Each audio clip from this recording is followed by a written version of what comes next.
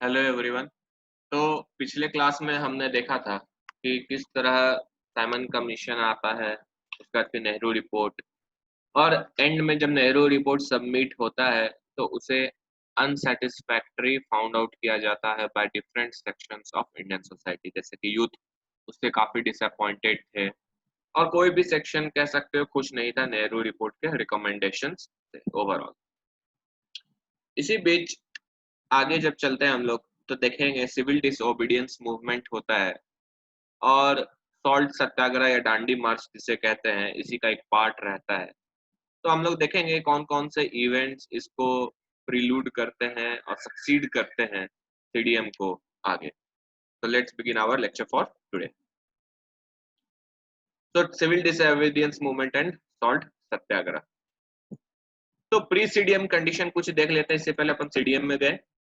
तो दिसंबर 1928 में कलकत्ता सेशन होता है कांग्रेस में, जहाँ पे नेहरू रिपोर्ट को अप्रूव कर दिया जाता है। लेकिन जो यंगर नेशनलिस्ट होते हैं तुम्हारे कांग्रेस में, वो लोग खुश नहीं थे। As a result it was suggested, वो लोग डिमांड कर रहे थे कि अभी डोमिनियन स्टेटस क्यों, जब हम लोग कंप्लीट इंडिपेंडेंस को गोल बना लिए हैं पूर्ण स्वराज को, तो डोमिनियन स्टेटस का बात ही क्यों करना रिपोर्ट में। इस बात से नाखुश थे, और दरार फैला हुआ था कांग्रेस में, जिसके कारण एक कॉम्प्रोमाइज का सोचते हैं यंगर नेशनलिस्ट विद बाकी लोग जो बना रहे थे नेहरू रिपोर्ट को। और यहाँ पे एक सजेशन आता है कि क्यों ना सिर्फ 2 साल का टाइम दिया जाए गवर्नमेंट को, ब्रिटिश को, कि या तो वो एक्सेप्ट करो हमारा डोमिनियन स्टेट 2 साल के अंदर, और अगर नहीं किया तो हम पूर्ण स्वराज का डिमांड करेंगे। लेकिन यंगर नेशनलिस्ट इस 2 साल का ग्रेस पीरियड के सजेशन के ऊपर भी नहीं मानते हैं, और फाइनली वो लोग लास्ट में डिसाइड करें कि चलो ठीक है, 1 साल का ग्रेस पीरियड दे दिया जाए गवर्नमेंट को। और अगर गवर्नमेंट 1 साल के अंदर एक्सेप्ट नहीं करती है कोई भी कॉन्स्टिट्यूशन हमारा on based on dominion status, तो फिर 1 साल के बाद जो है कांग्रेस है डिमांड करेगी कंप्लीट इंडिपेंडेंस। फिर डोमिनियन स्टेटस का कोई बात नहीं उठाएगी कांग्रेस, और लॉन्च करेगी civil disobedience movement to attain its goal. अपना गोल को पाने के लिए कंप्लीट इंडिपेंडेंस का सिविल डिसओबीडियंस मूवमेंट को लॉन्च किया जाएगा by Congress. Gandhi travelled all around preparing people for direct political action. अब क्या हुआ, गवर्नमेंट 1 साल बीत गया लेकिन कोई जवाब नहीं आता गवर्नमेंट की ओर से कि उन्हें डोमिनियन स्टेटस दिया जाएगा कि नहीं दिया जाएगा। और इस बात से प्रिपेयर्ड गांधी जी ट्रैवल करते हैं, सब बहुत जगह पीपल लोग के पास जाते हैं, भेंट करते हैं, और प्रिपेयर करते हैं उनको किसी मास एक्शन के लिए। ब्रिटिश सब सोच रहे थे कि गांधी इससे पहले पूरा तैयारी कर ले, क्यों ना गांधी को ही उठा लिया जाए। इसलिए गांधी जी को अरेस्ट कर लिया जाता है मार्च 1929 इन कलकत्ता।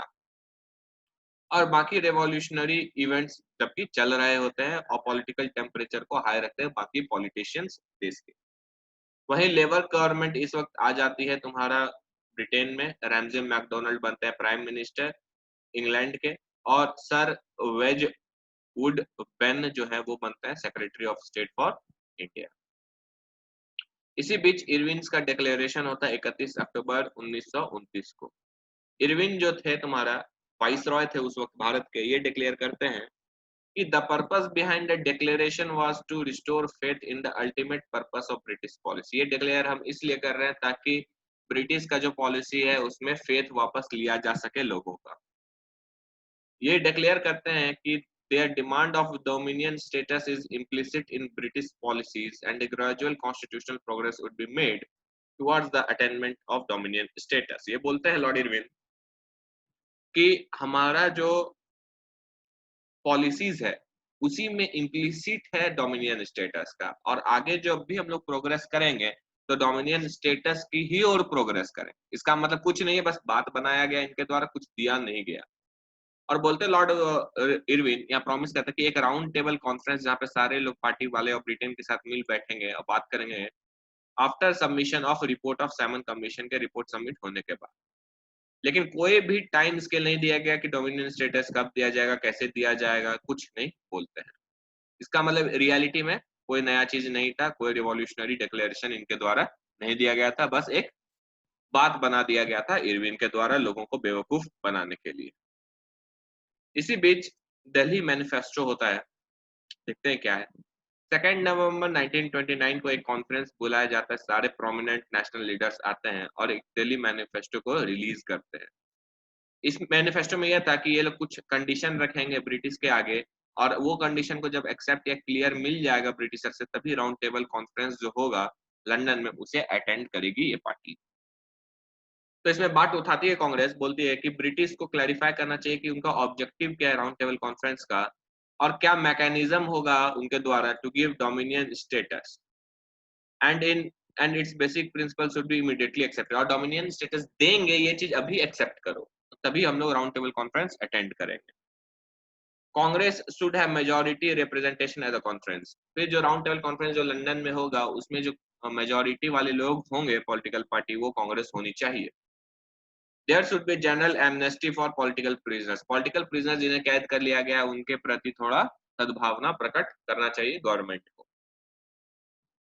गांधी और मोतीलाल नेहरू फाइनली इरविन के से मिलते हैं ताकि एश्योरेंस उन्हें मिल जाए, एक बार कंफर्मेशन मिल जाए कि जो राउंड टेबल कॉन्फ्रेंस होने वाला है लंदन में, उसका पर्पस जो है वो है to draft constitution for dominion status. लेकिन इरविन बोलते हैं that was not the purpose of round table conference. Irwin सीधा नकार देते हैं और viceroy Irwin rejected the Delhi manifesto. उनका ये डिमांड्स को भी रिजेक्ट कर देते हैं, बोलते सब कुछ नहीं तुमको बताएंगे। और उसके बाद एक स्टेज ऑफ कन्फ्रंटेशन जो है शुरू हो जाता है तुम्हारा इंडियंस एंड बिटवीन ब्रिटिश। ये लोग जो सोचे थे वैसा कुछ भी नहीं था। दिसंबर 1929 आता है, लाहौर में सेशन बुलाया जाता है कांग्रेस का। तो जवाहरलाल नेहरू जो कि काफी पॉपुलराइज किए थे concept of Purna Swaraj complete independence, इन्हें नॉमिनेट किया जाता है as the president of Lahore session of Congress.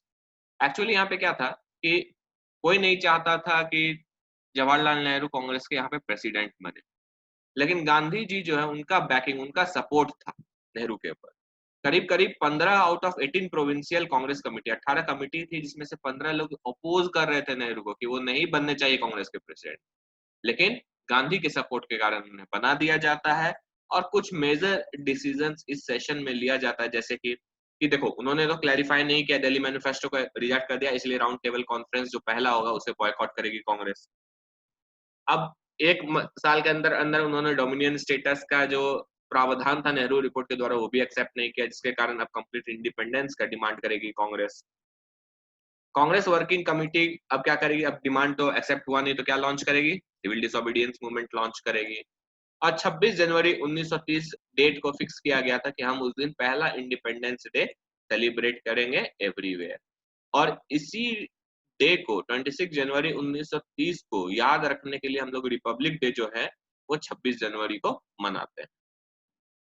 31 दिसंबर 1929 के midnight on the bank of river Ravi के किनारे एक जो न्यूली अडॉप्टेड जो हमारा आज का ट्राई कलर फ्लैग है उसे लहराया जाता है, फहराया जाता है बाय जवाहरलाल नेहरू, और स्लोगन्स दिया जाता है इनकलाब जिंदाबाद का।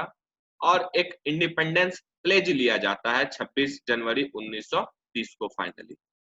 तो इंडिपेंडेंस प्लेज जो है ये देखते क्या है, कहा जाता है कि ये जो प्लेज था इंडिपेंडेंस का, this was drafted bye Gandhi, और इसमें कुछ पॉइंट्स थे जैसे कि ये इंडियंस का राइट है, इनएलिनेबल राइट है टू हैव फ्रीडम, उसे कोई छीन नहीं सकता भारतीयों से।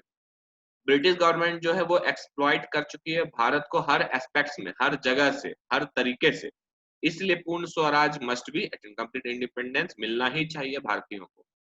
No political powers had been given to Indians and all administrative skills in us in field, मतलब कोई भी पॉलिटिकल पावर आज तक भारतीयों को नहीं दिया गया इनके द्वारा, नहीं, और जितना भी स्किल्स था भारतीयों में एडमिनिस्ट्रेशन का वो सब छीन लिया गया भारतीयों से, ऐसा कहना था इस प्लेज में। फिर कल्चरली, एजुकेशनली, स्पिरिचुअली और compulsory disarmament was done us and made us unarmly. अब क्या होता, कल्चरली एजुकेशनली हर तरीके से हमें डिप्राइव किया गया, हमें डिसआर्म किया गया, और हमसे जो ह्यूमन बीइंग के बेसिक एक्सपेक्ट्स होते हैं जीने के लिए, लिविंग बीइंग के लिए, वो सब छीन लिया गया था। We hold it a crime against man and God to submit any longer to British rule। यहाँ पे कहना था कि अगर आज के बाद अगर हम ब्रिटिश रूल के अंदर रहे और सबमिट किए तो वो एक क्राइम होगा ह्यूमन के अगेंस्ट पे और भगवान के अगेंस्ट। तो ये सब था। अब सिविल डिसोबीडियंस मूवमेंट चालू था, चल रहा था। तो इसी बीच गांधी जी और बोलते हैं कि अगर मेरा 11 डिमांड से अगर इसको मान लेते हैं इरविन साहब, तो सिविल डिसोबीडियंस मूवमेंट कंडक्ट नहीं होगा। तो गांधी प्रेजेंटेड 11 डिमांड्स गवर्नमेंट के आगे to give up an ultimatum to January 31 1930 to accept और रिजेक्ट द फॉलोइंग डिमांड्स। बोलते हैं 31 जनवरी तक ये एक्सेप्ट कर लो, नहीं तो सीडीएम लॉन्च हो जाएगा। 11 डिमांड्स क्या था गांधी जी के द्वारा? बोले थे to reduce expenditure on army and civil services by 50% से रिड्यूस कर दो, टोटल प्रोहिबिशन लेते आओ तुम्हारा लीकर उकर ये सब पे। फिर कुछ रिफॉर्म्स लाओ सीआईडी डिपार्टमेंट में, क्रिमिनल इन्वेस्टिगेशन डिपार्टमेंट में। Arms act allowing popular control of issue of firearms licenses वाला बात करती है कि पॉलिटिकल प्रिजनर को रिलीज करो। रिजर्व पोस्टल रिजर्वेशन बिल को एक्सेप्ट करो। फिर जो रूपी और स्टर्लिंग, स्टर्लिंग जो तुम्हारा ब्रिटेन का मनी था, करेंसी था, इन दोनों के बीच में जो एक्सचेंज रेट होना चाहिए वो 1 sterling is equal to 4 rupees का डिमांड था करने का। फिर कुछ टेक्सटाइल प्रोडक्शन इंट्रोड्यूस करो। Reserve coastal shipping for Indians, coastal में शिप जो होता था वो इंडियंस के लिए रिजर्व करो। रिड्यूस जो लैंड रेवेन्यू था उसे 50% से रिड्यूस करो। प्लस सॉल्ट टैक्स को एबॉलिश करो, और गवर्नमेंट का जो मोनोपोली था कि सिर्फ गवर्नमेंट ही सॉल्ट बना सकती है भारत में, बाकी कोई नहीं सी कोस्ट एरिया में, उसे एबॉलिश करो। ये 11 डिमांड्स रखते हैं गांधी जी गवर्नमेंट के। लेकिन कोई भी पॉजिटिव रेस्पॉन्स नहीं आता है गवर्नमेंट से, इसलिए गांधी जी फाइनली क्या करते हैं, उनके अंदर तो सारा पावर था to launch CDM by the CWC, और बाय फरवरी एंड गांधी डिसाइड कर लेते हैं कि वो सॉल्ट को, जो नमक का मुद्दा है, उसे सेंट्रल फॉर्मूला बनाएंगे फॉर द मूवमेंट। मतलब पूरा सिविल डिसोबीडियंस मूवमेंट किसके ऊपर चलेगा? नमक के ऊपर लेके चलेगा। और इसीलिए वो डिसाइड करते हैं दांडी मार्च, यानी 12 मार्च से लेकर 6 अप्रैल तक वो ट्रैवल करेंगे और जाके नमक बनाएंगे दांडी में, जो कि गुजरात। तो 2 March 1930 Gandhi informed his plan of action to viceroy को बता देते हैं कि हम अपन ऐसे ऐसा करेंगे, जो करना है कर लो।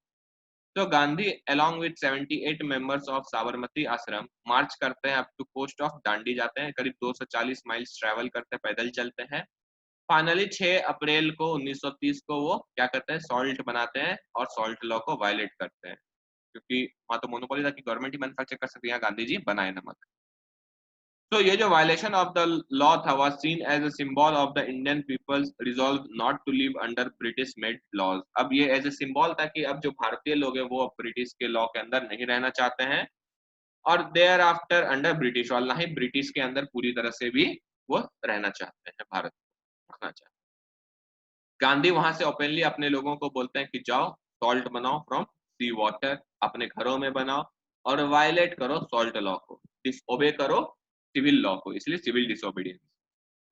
तो this event was well covered by newspapers, लोगों ने कवर किया, सब कुछ कवर होता है, इसका इंटरनेशनल कवरेज भी जाता है इस चीज का। Thus salt laws were broken all over the country, और सॉल्ट लॉ को तोड़ने के कारण नेहरू को अरेस्ट किया जाता है अप्रैल 1930 में for breaking the salt law. मई 4 1930 को गांधी को फिर से अरेस्ट कर लिया जाता है, जब वो अनाउंस करते हैं गांधी जी कि हम धरासना सॉल्ट फैक्ट्री था वहां पे जाके क्या करेंगे, वहां से हटाएंगे फैक्ट्री वालों को और वहां पे पब्लिक लोग जाके सॉल्ट बनाएंगे। ऐसा रेड कंडक्ट करने का प्लान था गांधी जी का। तो इससे पहले वो ये करते उन्हें अरेस्ट कर लिया गया, और जैसे ही गांधी को अरेस्ट किया गया तो लोग क्या हो गए, वायलेंट हो गए to his arrest in Bombay, Delhi, Calcutta, Solapur. British के अगेंस्ट काफी वायलेंस हुआ। अब पीपल लोग क्या किए थे, वो लोग स्टॉप कर दिए थे कि हम लोग कोई लैंड रेवेन्यू नहीं देंगे।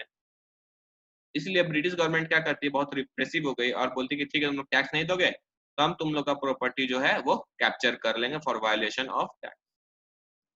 अब गांधी जी तो बोले थे कि हम रेड करेंगे धरासना सॉल्ट वर्क फैक्ट्री पे यहाँ पे। तो क्या होता है कि गांधी को तो अरेस्ट कर लिया गया, लेकिन गांधी जी इतने चालाक थे, उनको पता था कि उनको अरेस्ट किया जाएगा। तो धरासना मिल रेड को फिर भी कंडक्ट किया जाता है, क्योंकि वो प्लान किए थे मल्टी लीडरशिप स्ट्रक्चर, मतलब हम नहीं रहेंगे क्योंकि और लीडरशिप लेगा, उन उसको भी अरेस्ट कर लेगा तो कोई और, इस तरह बहुत सारे लीडर को वो खड़ा कर दिए थे। That is known as second line leadership. तो सेकंड लाइन के लीडर थे अब्बास तैयब जी, उन्हें भी उठा ली ब्रिटिश। चलो गांधी नहीं तो अब अब्बास तैयब जी भी नहीं, अब कौन करेगा, लेकिन फिर भी सरोजनी नायडू लास्ट में उठा लेती है, तुम्हारा अली इमाम, ये लोग मिल के क्या करते हैं, धरासना सॉल्ट मिल पहुंच जाते हैं अली इमाम के अंदर, और सरोजनी नायडू एंड मनीलाल ये लोग के अंदर अलग अलग लाइन ऑफ लीडरशिप। और यहाँ पे क्या हुआ था, लोग लाइन बना लिए थे, और वहां पे ब्रिटिश जो पुलिस थी, एक्चुअली वो भी इंडियंस थे, तो वो क्या करती, जैसे लोग आगे बढ़ते थे उसे एक डंडा मार के गिरा देती थी, फिर वो वापस जाता था, फिर ठीक हो गया, फिर से लाइन में आ जाता था। तो जब तुम गांधी मूवी देखोगे यूट्यूब पे सर्च करना तो ये चीज वहां पे दिखाया गया है। तो बहुत लोग इंजर्ड हुए थे ड्यूरिंग दिस रेड इन धरासना सत्याग्रह। अब यहाँ पे देखते हैं क्या मास पार्टिसिपेशन था। तो women, students, traders, merchants, tribals, workers, peasants, ये लोग क्या एक्टिवली पार्टिसिपेट किए थे इस एजिटेशन में। लेकिन मुस्लिम का पार्टिसिपेशन यहाँ पे बहुत ही मिनिमल था because of governments divide and rule policy. अब बहुत सारा जगह पे सत्याग्रह चल रहा था, सिविल डिसोबीडियंस मूवमेंट चल रहा था, तो देखते हैं कौन कौन से जगह से कौन कौन से लीडर लीड कर रहे थे सत्याग्रह को। तो तमिलनाडु से सी राजगोपालाचारी, मलाबार से के लप्पन, उड़ीसा से गोपाल बंधु चौधरी, बंगाल से सुभाष चंद्र बोस और जेएम सेनगुप्ता, बिहार से अंबिका कांत सिंह, छोटा नागपुर जो आज का झारखंड वाला इलाका है, बंगा मांझी और सोमरा मांझी, मणिपुर से रानी गैंडिन लियू, पेशावर में खान अब्दुल गफर खान लीड कर रहे थे। खान अब्दुल गफर खान को ऑल्सो नोन एज बादशाह खान या फिर फ्रंटियर गांधी भी बोला जाता है। यही वो थे जो कि वॉलंटियर ब्रिगेड, खुदाई खिदमतगार या फिर रेड सेट ऑर्गेनाइज कराए थे सिविल डिसोबीडियंस। अब गवर्नमेंट का रिस्पॉन्स क्या होता है जब ये सब सीडीएम चल रहा होता है भारत में? तो गवर्नमेंट काफी डायलामा में थी। यहाँ पे ये डायलामा था कि अगर वो कुछ करेगी तो लोग बोलेंगे कि गवर्नमेंट रिप्रेसिव हो रही है, और अगर कुछ नहीं करेगी तो ये कांग्रेस वाले गांधी चिल्लाएंगे कि हम जीत गए। तो कंडीशन क्या था? Damned if you do, damned if you don't. अगर फोर्स अप्लाई करेगी ब्रिटिश तो कांग्रेस कराए करेगी क्या कि रिप्रेस किया। और अगर कोई छोटा सा एक्शन लेती है तो कांग्रेस चिल्लाएगी क्या? हम जीत गए, हम जीत गए। तो दोनों वे इधर वे गवर्नमेंट ही सफर कर रही थी। तो देर फिर भी उन्होंने क्या क्या सिविल लिबर्टीज जितना भी था, जैसे कि प्रेस वगैरह, ये सब बैन करा दिया गया। लाठीचार्ज और फायरिंग हुआ अनआर्म्ड क्राउड्स पे। बहुत सारे लीडर जैसे कि गांधी एंड ऑल बाकी लोग अरेस्ट हो गए थे। लॉर्ड इरविन जो वाइस रॉय थे वो सजेस्ट करते हैं कि चलो एक आरटीसी फिर से करते हैं, second round table conference. First में तो अटेंड किए नहीं लोग। तो इन अगस्त 1930 मोतीलाल नेहरू और जवाहरलाल नेहरू जाते हैं यरवड़ा जेल, जहाँ पे गांधी जी को रखा गया था, और गांधी जी से मिलते हैं, क्या डिस्कस करते हैं कि कोई सेटलमेंट हो सकता है क्या ब्रिटिशर्स से। और फिर फाइनली वो लोग एक साथ फिर से रिटेरिएटेड करते हैं अपना डिमांड्स को कि हमें चाहिए right of cessation from Britain, हमें ब्रिटेन से अलग होना है। कंप्लीट नेशनल गवर्नमेंट होना चाहिए with control over defence and finance भी हमारे अंदर होना चाहिए, और नेशनल गवर्नमेंट आना चाहिए भारत में, और independent tribunal to settle Britain financial crime. Britain बोल रही थी कि हमने बहुत सारा इन्वेस्टमेंट किया, वो भी हमें वापस चाहिए। तो ये सब जब तक ब्रिटिशर्स मानेगी नहीं तब तक क्या होगा, कुछ हम लोग करेंगे। और यहीं पे talks broke down at this point, यहाँ पे खत्म हो जाता है, उन दोनों के बीच में बात टूट जाता है।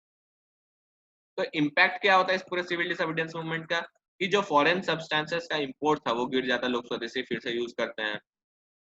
गवर्नमेंट जो है वो सफर करती है loss of income from liquor, क्योंकि लिकर को प्रोहिबिट किया गया था, एक्साइज और लैंड रेवेन्यू कोई नहीं देते हैं।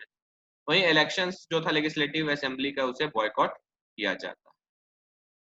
इसी बीच जब वायलेंस हो जाता है, बहुत सारा कंडीशन, कुछ नहीं हो पा रहा होता है, ना ही ब्रिटिशर से हो पा रहा था, और यहाँ पे एक तरह से जीत हो रही थी गांधी जी की जेल में रहते हुए भी। तो फिर गांधी इरविन पैक्ट या दिल्ली पैक्ट होता है गांधी और वाइसरॉय इरविन के बीच। 25 जनवरी 1931 को गांधी और बाकी जितने members of Congress working committee को अरेस्ट किया गया था, सबको छोड़ दिया जाता है अनकंडीशनली। मतलब हम आपके ऊपर कोई कंडीशन नहीं थोप रहे हैं, आपको ऐसे ही छोड़ दिया जा रहा है। और एक पैक्ट साइन किया जाता है बिटवीन वाइसरॉय जो रिप्रेजेंट कर रहे थे ब्रिटिश इंडियन गवर्नमेंट को, और गांधी के बीच में जो रिप्रेजेंट कर रहे थे पीपल ऑफ इंडिया को, ऑन इन दिल्ली ऑन 14 फरवरी 1931 को। तो इस एग्रीमेंट से क्या होता है, फाइनली लॉर्ड इरविन एग्री कर जाते हैं कि ठीक है, जितना भी पॉलिटिकल प्रिजनर को हम लोग अरेस्ट किए हैं जो कि कन्विक्ट नहीं है वायलेंस का, उसे छोड़ दिया जाए। जितना भी फाइन्स कलेक्ट किया गया है उसे वापस दिया जाएगा। जितना भी लैंड है जो कि थर्ड पार्टी को नहीं सोल्ड किया गया है तो उन्हें वापस कर दिया जाएगा। जो lenient treatment to government servants who had resign, बहुत लोग रिजाइन कर दिए तो उन्हें भी लीनियंट ट्रीटमेंट दिया जाएगा। फिर right to make salt for personal consumption के लिए आप सॉल्ट घर पे बना सकते हैं। Right to peaceful and non aggressive picketing, ये भी ठीक है, अलाउ कर दिया गया। और विड्रॉल ऑफ इमरजेंसी ऑर्डिनेंसेस। तो ये सब क्या हुआ, इरविन एग्री कर जाते हैं। लेकिन दो डिमांड और था गांधी जी का जिसे इरविन रिजेक्ट कर देते हैं। पहला कि जो पुलिस ने एक्सेस किया था, ब्रुटैलिटी किया था लोगों पे सीडीएम के दौरान, उसके ऊपर गांधी जी चाहते थे इंक्वायरी हो, तो पब्लिक इंक्वायरी हो, तो इरविन मना कर देते हैं, बोलते हैं नहीं होगा। दूसरा डिमांड गांधी जी का यह भी था कि भगत सिंह, राजगुरु और सुखदेव को जो फांसी की सजा मिली थी उसे खारिज कर दिया जाए। गांधी जी बोलते कि उन्हें डेथ सेंटेंस से मुक्त कर दिया जाए और उन्हें क्या आजीवन कारावास यानी लाइफ इम्प्रिजनमेंट दिया जाए। इरविन नहीं मानते हैं इस बात को गांधी जी। और गांधी जी उसके बाद कोई ट्राई भी नहीं करता, बस एक बार डिमांड रखे, रिजेक्ट कर दिया तो हो गया। Gandhi on behalf of Congress agreed to, Gandhi ji agree कर जाते हैं कि ठीक है हम सिविल डिसोबीडियंस मूवमेंट को खत्म करेंगे, और जो नेक्स्ट राउंड टेबल कॉन्फ्रेंस होने वाला, सेकंड राउंड टेबल कॉन्फ्रेंस, उसको अटेंड भी करें। तो यहाँ पे क्या क्वेश्चन उठता है कि क्या गांधी इरविन पैक्ट था वो एक तरह से हार था, एक तरह से रिट्रीट था?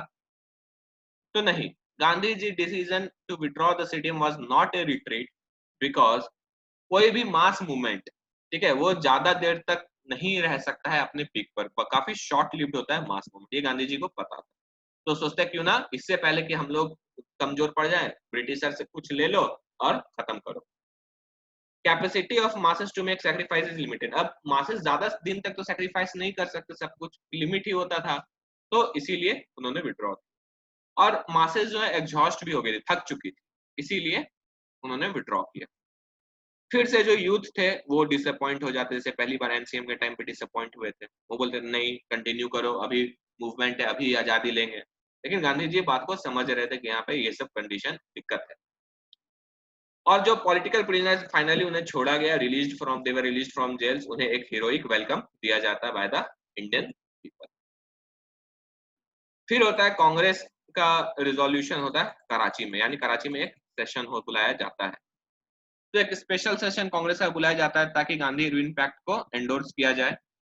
लेकिन 6 दिन पहले कराची सेशन होने वाला था, उससे 6 दिन पहले यानी 23 मार्च 1931 को भगत सिंह, सुखदेव और राजगुरु को फांसी की सजा दी जाती है। और गांधी जब तुम्हारा कराची पहुंचते हैं तो उन्हें काला झंडा देकर उनका विरोध किया जाता है, क्योंकि उन्होंने कोशिश नहीं की, इरविन के मना करने के बाद भी उन्हें कोशिश करना चाहिए, जैसे वो भूख हड़ताल पे चल जाते थे, तो लोगों ने कहा उन्हें फिर से करना चाहिए था हंगर स्ट्राइक, ताकि रोक दिया जाए उनका फांसी को। लेकिन उन्होंने कोई उसके बाद आगे कोशिश नहीं की, भले एक बार बोले जाके, लेकिन फिर गांधी के ने इरविन के ऊपर प्रेशर नहीं डाला, ऐसा लोगों का कहना था।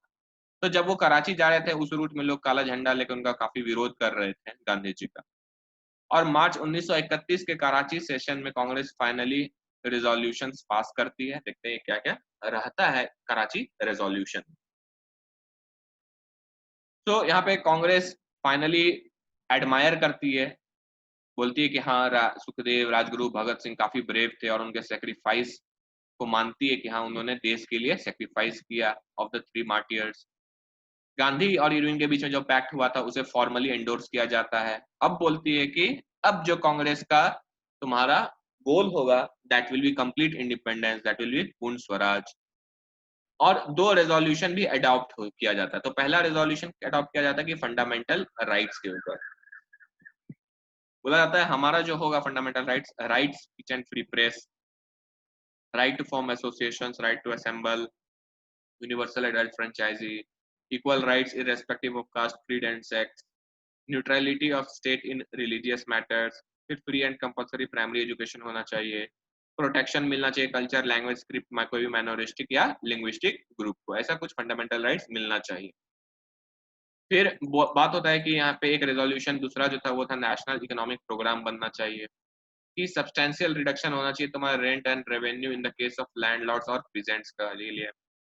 फिर exemption from rent of uneconomic holding से कोई तो उससे रेंट को नहीं लेना चाहिए। फिर कोई एग्रीकल्चर इंडेटनेस है, मतलब एग्री लोन वगैरह है, तो उसे रिलीफ मिलना चाहिए लोगों को। कंट्रोल ऑफ यूजुअली यानी interest and all, loan and all, banks and all, उसके ऊपर कंट्रोल इंडियंस का होना चाहिए। कंडीशन ऑफ वर्क जो फैक्ट्री में है वो अच्छा होना चाहिए, उन्हें वेज अच्छा मिलना चाहिए। अब ये नहीं कि दिन भर 24 घंटा काम करवा रहे, लिमिटेड आवर्स ऑफ वर्क होना चाहिए। फिर प्रोटेक्शन ऑफ वुमेन वर्कर्स होना चाहिए इंडस्ट्रियल सेक्टर में। नेक्स्ट ताकि right to workers and peasants to form union बनने का राइट होना चाहिए, जैसे ट्रेड यूनियन एंड ऑल। और finally state ownership and control of की इंडस्ट्रीज जैसे कि माइनिंग, ट्रांसपोर्ट, ये सब के ऊपर क्या कंट्रोल होना चाहिए, स्टेट ओनरशिप होना चाहिए, गवर्नमेंट का कंट्रोल होना चाहिए। तो this was all about CDM and salt Satyagraha, Dandi march हमने आज देखा। कोई डाउट हो तो यू कैन कमेंट मी। कल के लेक्चर में हम राउंड टेबल कॉन्फ्रेंसेस देखेंगे और उसके आगे देखेंगे। तो if you have any doubt comment, otherwise thank you for watching my lecture.